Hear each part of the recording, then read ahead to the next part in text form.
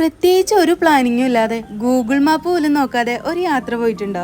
അങ്ങനെ ഒരു യാത്രയിലാട്ടോ നമ്മളിപ്പോൾ ഉള്ളത്. ഈ യാത്ര ചെന്ന് അവസാനിക്കുന്നത് നല്ലൊരു സ്പോട്ടിലാണ്. ഒരു അരുവിയും നല്ല പച്ചപ്പൊക്കെ ഉള്ളൊരു സ്ഥലമാണ്. അവിടെ എത്തിയിട്ട് നമ്മൾ ചായയൊക്കെ കുടിച്ചു. ഈ ചായയൊക്കെ നമ്മൾ വീട്ടിൽ നിന്നേ കൊണ്ടുവന്ന കേട്ടോ. എത്ര പൈസ മുടക്കി എവിടെയൊക്കെ പോയി എന്ന് പറഞ്ഞാലും എന്താ ഇതുപോലത്തെ ഒരു ഫീല് എവിടെയും കിട്ടില്ല കേട്ടോ. എൻ്റെ മോന് ഒരു രക്ഷ ഉണ്ടായിരുന്നില്ല. പ്രത്യേകിച്ച് ഒരേ വൈബിളുള്ള ഫാമിലി കൂടെ ഉള്ളപ്പോൾ എൻ്റെ എല്ലാ തോന്നിയസ്ഥിരം കൂട്ടി നിൽക്കുന്ന അച്ഛനെയും കൂട്ടി ഞാൻ ഈ പോകുന്നത് ഈ വെള്ളത്തിൽ കളിക്കാൻ കേട്ടോ. വയനാട്ടിൽ നിന്ന് വന്നതിന് ശേഷം ഇതുപോലെയുള്ള സ്ഥലങ്ങളിൽ ഇറങ്ങാറ് പോലും ഉണ്ടായിരുന്നില്ല. പോയ സ്ഥിതിക്ക് അവിടെ നിന്ന് കുറച്ച് മണി പ്ലാന്റ് ഒക്കെ പറിച്ചു. മതിൽ കിട്ടിയ പോലെ ഉണ്ടിട്ടായിരുന്നു മണി പ്ലാന്റ്. ഈ കാണുന്നത് ബോഡി ഷോ എന്നല്ല കേട്ടോ, മ്യൂക്കുട്ടീനെ മാറി മാറി എടുത്ത് ആൾക്കൊരു ഫ്രഷ് എയർ ഒക്കെ കയറിക്കോട്ടെ എന്ന് വിചാരിച്ച് ഉടുപ്പൊക്കെ ഊരിയിട്ടിരിക്കുകയാണ്. അപ്പോൾ ഇതൊക്കെ കണ്ടുകൊണ്ടിരിക്കുമ്പോൾ അതുവഴി ഒരു ഐസ്ക്രീം കാരൻ പോയിട്ടുണ്ടായിരുന്നു കേട്ടോ. അപ്പോൾ നമ്മൾ അവിടെ നിന്ന് നല്ല ചോക്കോബാറൊക്കെ മേടിച്ചു.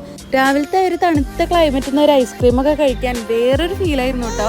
ഒരു ചുരം പോലെയുള്ള ഒരു സ്ഥലമായിരുന്നു കേട്ടോ അത്. അതുകൊണ്ട് തന്നെ ഒരു പ്രത്യേക ക്ലൈമറ്റ് ആയിരുന്നു. അപ്പോൾ ഐസ്ക്രീമൊക്കെ ഇങ്ങനെ ആസ്വദിച്ച് കഴിച്ചുകൊണ്ടിരുന്നപ്പോൾ അതാ വേറൊരാളെയും കൂടെ കണ്ടിട്ടുണ്ട്. അപ്പോൾ കഴിച്ചതിൻ്റെ പകുതി അവനും കൂടെ കൊടുത്ത് അവൻ ആസ്വദിച്ച് കഴിക്കുന്ന കണ്ടിട്ട് അവനോട് ടാറ്റ ബൈ ബൈ പറഞ്ഞ് നമ്മൾ അടുത്ത സ്ഥലത്തേക്ക് പോയിട്ടോ. ഈ യാത്രകളൊന്നും ഒരിക്കലും അവസാനിക്കാതിരിക്കട്ടെ. യാത്രകളിൽ കൂടെ ഉണ്ടായിരുന്ന ആൾക്കാരും എപ്പോഴും ഒരുമിച്ചുണ്ടായിരിക്കട്ടെ.